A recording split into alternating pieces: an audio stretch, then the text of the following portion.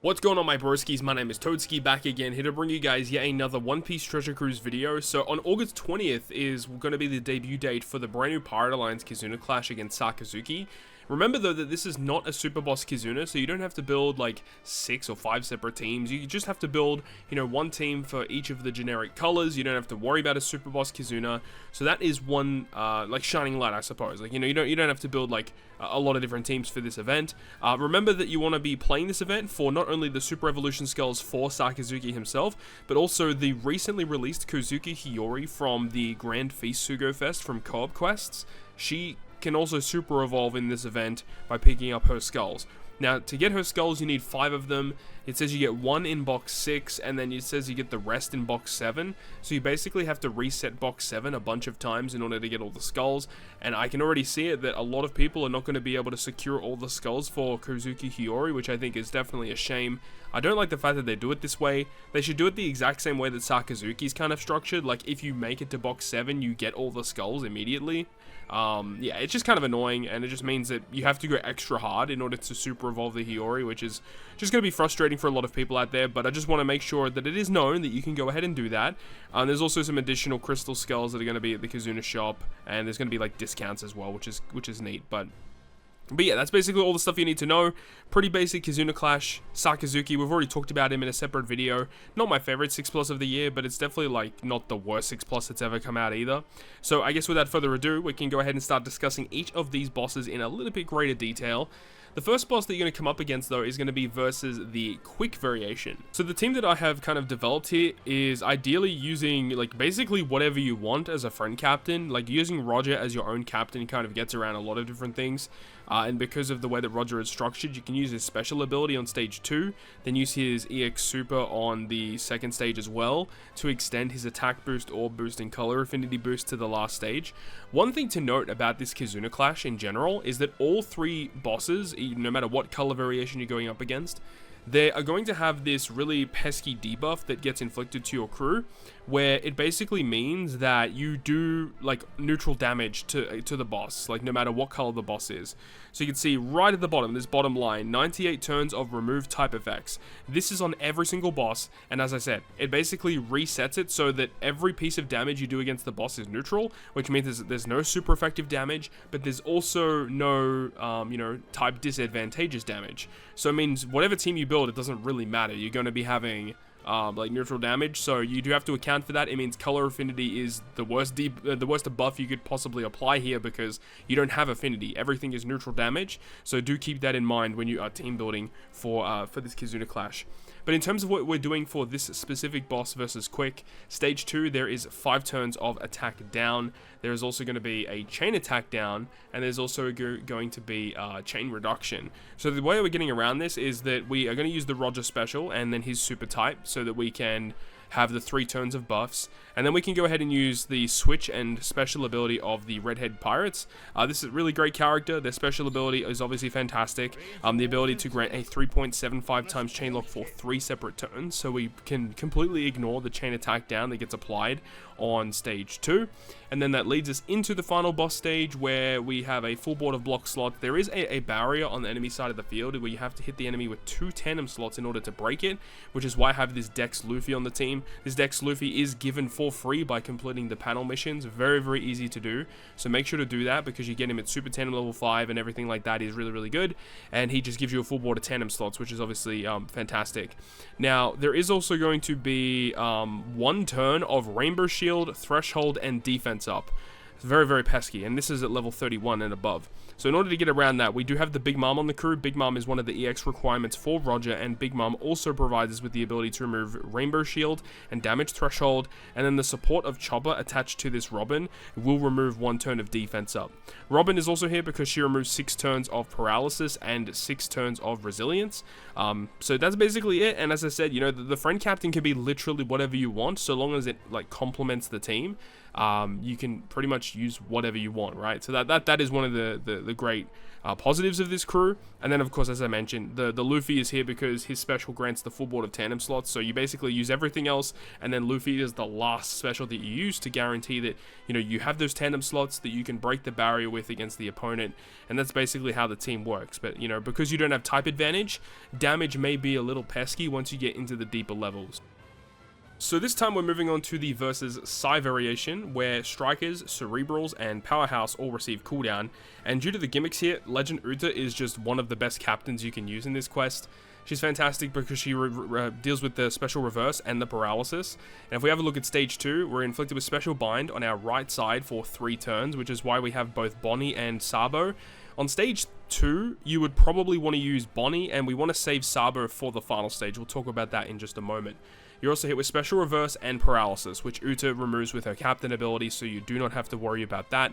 Ideally, you'd use like one of the Utas on stage 1, so you can carry like the turn progress activated effect throughout multiple separate stages.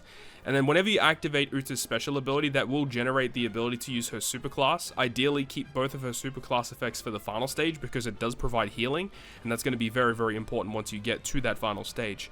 Now, when you get to the final stage, you get given 80% health cut. There's also a special bind by 7 turns for your left side. Again, this is why we have Sabo in the crew. Sabo removes that 7 turns of special bind, but he also removes 7 turns of Rainbow Shield. There is 5 turns of that on the enemy side of the field, so that is absolutely perfect for us. And then we also have stun on the crewmates, which is exactly why we're using this Robin with this chopper support. This chopper support is really cool, so he will go ahead and cut our crew's health by 70% when we reach the final battle. So the fact that we have an ability that can cut our own crew's HP means that it will remove the stun immediately. There are a couple of other units that can do this. There's the quick Re-Recruit Pudding. There's also the treasure map Re-Recruits that attach to Yamato. All of those characters provide health cuts when you reach the final stage, so those type of supports are going to be good. Alternatively, you could potentially use the new free-to-play Arlong that came out recently. I believe he is Powerhouse, so he will actually work in this content. Resist stun, special ability, does a health cut to remove the stun, so that is an option. And also because the enemy does have defense up, and you are allowed to use defense down defense reduction against them, which that free-to-play Arlong also removes. So he's actually a really good character in this content, potentially. As for the rest of things, we do have to remove that defense up, as I said, so this is why Robin is also here. She does remove that. Another thing that you do have to take note of is that when you actually kill the enemy here, they do 30,000 damage to your crew, which is why I've opted to use KIZUNA, because it's a free-to-play unit, reduces damage, does a chain boost, just gives us extra damage. So that's something to note. You don't specifically have to do that. I mean, ideally it is. And, you know, as I mentioned at the start of this specific team clip, is the fact that you would keep the super classes of Uta until you reach the final stage because of all the health cuts. You get an 80% health cut when you enter the stage. Chopper support does a 70% health cut, so you don't have a lot of HP at all. So the 2 super classes of Uta gives pretty good healing, and then you have KIZUNA to reduce a bunch of damage that you would be taking. So another thing, as I mentioned, you know, that free-to-play Arlong also reduces damage. So yeah, free-to-play Arlong is phenomenal in this content. I wouldn't be surprised if that is actually a recommended unit. Yeah, he is. Okay, I was going to say, that makes perfect sense. That free-to-play Arlong is, like, amazing. So, yeah, potentially building a powerhouse team focused around that is also an option. But Uta's captain ability and her special are just so strong that I feel like building around that is also a very, very good option. And then we move on to the final boss, which is going to be the strength variation. One thing to note about this team before we get into discussing it is that the friend captain is going to be the new Luffy versus Kaido. So you'd use Luffy, obviously, as your friend captain for this content. Luffy's great because if you have a full team free spirit, he removes bind and burn, I believe it is. So he just resists the bind, which is kind of nice. But, you know, we're also using Yamato and Ace as our captain here, which also removes bind, but also more importantly removes the special bind as well. And we look at stage 2, and you are inflicted with both bind and special bind. Yamato and Ace actually remove both of those things in particular. But one thing to note on stage 2 is that you would want to activate the special ability of the Int Zora on this crew. Int Zora is really good because he gives us 3 turns of a 3.25 chain lock, which will remove or get around the chain lock and the chain attack down that's inflicted on stage 3. So there are a lot of ways you could get around that. This is just one thing that I've kind of opted that does work. And then because of the way that the team is kind of built, you can actually use your Ace and Yamato special on stage 2 if you want. You don't have to use it for the final stage at all.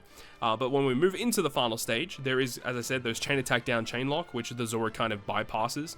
There's chain reduction, which Zora also kind of bypasses. 5 turns of damage threshold, which is why I have Morley on the team, just a free-to-play option for that, but anything that gets around threshold is something that you want to do. The enemy also gives you a full board of paralysis and poison slots, which is really annoying. There are obviously ways around it where you'd have like Wano slots on stage 2, you lock them so that when you reach the final stage, you still have Wano slots.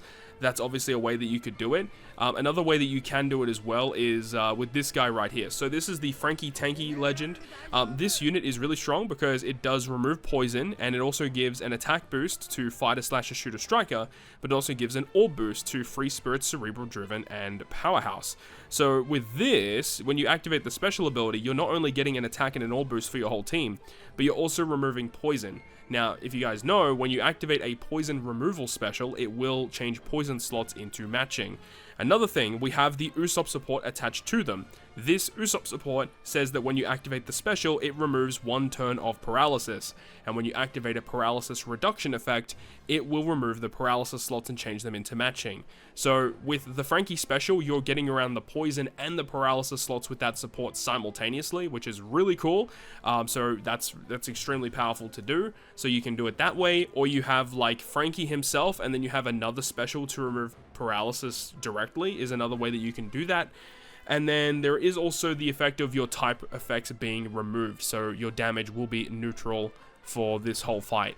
There is also another effect as well, where if you have a free spirit captain, then the enemy gets minus 50% free spirit resistance. So I think it just means that, you know, your free spirit characters just do more damage to the opponent, which is actually really cool. So as long as you build with a free spirit captain for your team, you're going to be in really good stead. And don't activate Chain Edition because the enemy puts up a territory. Technically, you can get around it anyway because we have Luffy friend captain. Luffy's going to be doing a lot of heavy lifting because of the territory he applies. He also gives like incredibly good chain boundaries and stuff like that, but we've already got Zoro for chain related buffs anyway. And then also Luffy grants a conditional boost against characters with increased damage taken, which his versus effect can also inflict to the opponent. So you're going to get pretty good damage despite having the effect of your color affinity removed, which is a bit of a shame. I just put Dex Luffy in here just to generate a full board of tandem slots, and using his super tandem, that's like the reason why I've just put him in here, because this is a new free-to-play unit that everyone gets access to, so why not just abuse this super tandem mechanic, which can give you a lot of extra damage, and then you can go ahead and use the final tap of Luffy on the final stage to get even more damage. So the friend captain Luffy is going to be doing a lot of heavy lifting, but that Dex free-to-play Luffy is also going to be pretty vital for adding a lot of additional damage to your team. So with all of that being said, that is going to wrap it up from me. Thank you so much for watching the video. I really hope you guys enjoyed this one, and if you did, make sure to go ahead and leave a like, and if you want to stay up to date with all the content I post, including more One Piece Treasure Cruise content, make sure to hit the subscribe button down below. And that, guys, I'll see you guys within the next video.